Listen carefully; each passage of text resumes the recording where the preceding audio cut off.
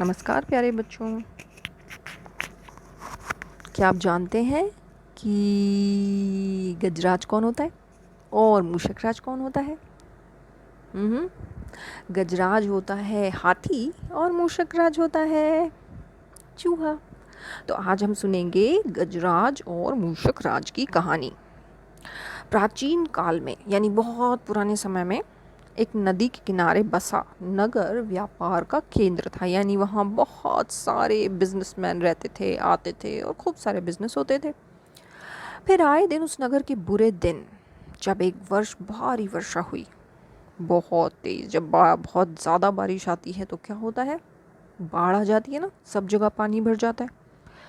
नदी ने अपना रास्ता बदल लिया, लोगों के लिए पीने का पानी ना रहा क्योंकि सारा पानी गंदा हो गया। और देखते ही देखते नगर वीरान हो गया, यानी सब वहाँ से चले गए। अब वह जगह केवल चूहों के लायक रह गई। चारों ओर चूहे चूहे नजर आने लगे।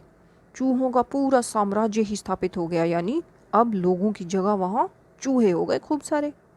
चूहों के उस साम्राज्य का राजा बना मूषक राज चूहा।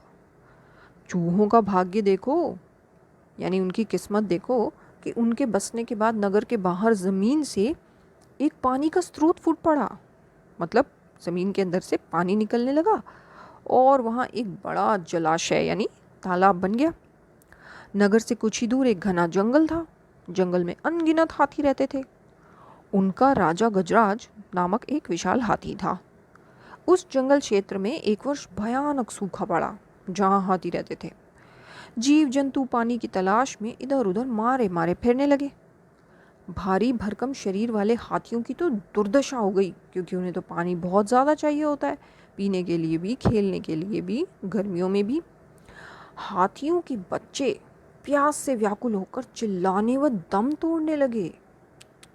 गजराज खुद सूखे की समस्या से चिंतित था और हाथियों का कष्ट जानता था।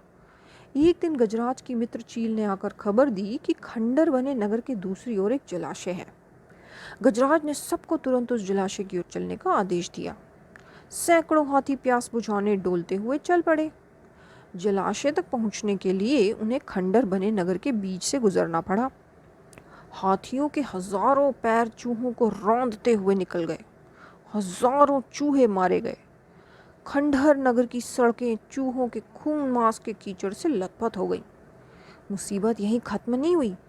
हाथियों का दल फिर उसी रास्ते से लौटा। हाथी रोज उसी मार्ग से पानी पीने जाने लगे। काफी सोचने विचारने के बाद मूषक राज के मंत्रियों ने कहा, महाराज, आपको ही जाकर गजराज से बात करनी चाहिए, वह दयालु हाथी हैं। मूषक राज हाथियों के वन में गया। एक बड़े पेड़ के नीचे गजराज खड़ा था। मूषक राज उसके सामने के बड़े पत्थर के ऊपर चढ़ा और गजराज को नमस्कार करके बोला।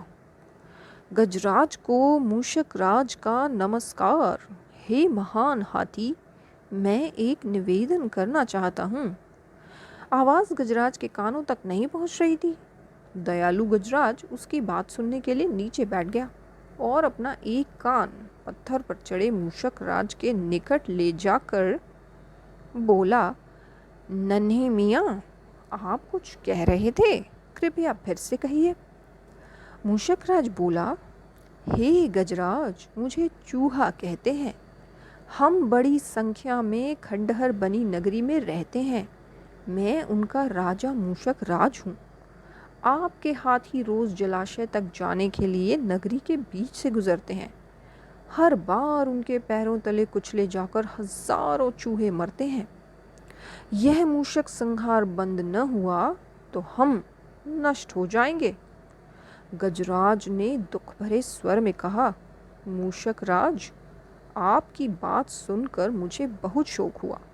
हमें ज्ञान ही नहीं था कि हम इतना अनर्थ कर रहे हैं। हम नया रास्ता ढूंढ लेंगे।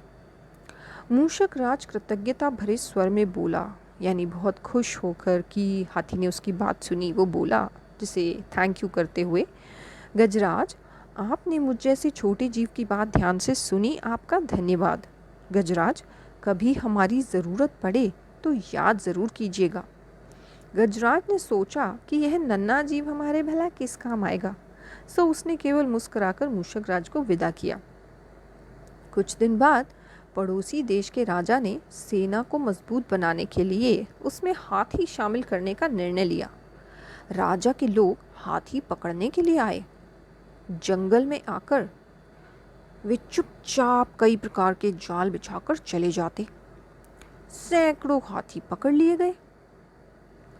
एक रात हाथियों के पकड़े जाने से चिंतित गजराज जंगल में घूम रहे थे कि उनका पैर सूखी पत्तियों के नीचे छल से दबाकर रखे रस्सी के फंदे में फंस गया।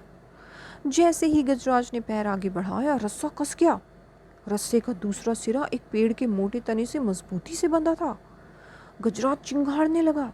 उसने अपने सेवकों को बुलाया, लेकिन कोई नहीं आया। कौन फंदे में फंसे हाथी के निकट आएगा? एक युवा जंगली भैंसा गजराज का बहुत आदर करता था। जब वह भैंसा छोटा था तो एक बार वह गड्ढे में जा गिरा था और उसकी चिल्लाहट सुनकर गजराज ने उसकी जान बचाई थी। चिंगार सुनकर वह दौड़ा और फंदे में फंसे गजराज के पास पहुंचा। गजराज की हालत देख उसे बहुत धक्का लगा। वह चीखा, यह कैसा अन्याय है? गजराज, बताइए क्या करूं? मैं आपको छुड़ाने के लिए अपनी जान भी दे सकता हूं। गजराज बोले, बेटा, तुम बस दौड़कर खंडहर नगरी जाओ और चूहों के राजा मूषक राज को सारा हाल बताना। उससे कहना कि मेरी सारी आस टूट चुकी है। भैंसा अपनी पूरी शक्ति से दौड़ा दौड़ा मूषक राज के पास गया और सारी बात बताई। मूषक राज तुरंत अपने 20-30 सैनिकों के साथ भैंसे की पीठ पर बैठा और वो शीघ्र ही गजराज के पास पहुंचे। चूहे भैंसे की पीठ पर से कूदकर फंदे की रस्सी कुतरने लगे। कुछ ही देर में फंदे की रस्सी कट गई। वो गजराज आज़ाद हो गए। तो देखा आपने कि हाथी ने मूषक राज की बात सुनकर उनकी मदद की, तो बदले में मूषक राज ने भी हाथी की मदद की। तो जब हम एक दूसरे की बात सुनकर एक दूसरे के साथ सहयोग से मिलजुल कर रहते हैं तो दोनों का ही फायदा होता है। तो अच्छी थी ना कहानी। चलिए आज यही कहानी ख़त्म करते हैं और फिर मिलेंगे एक नई कहानी के साथ।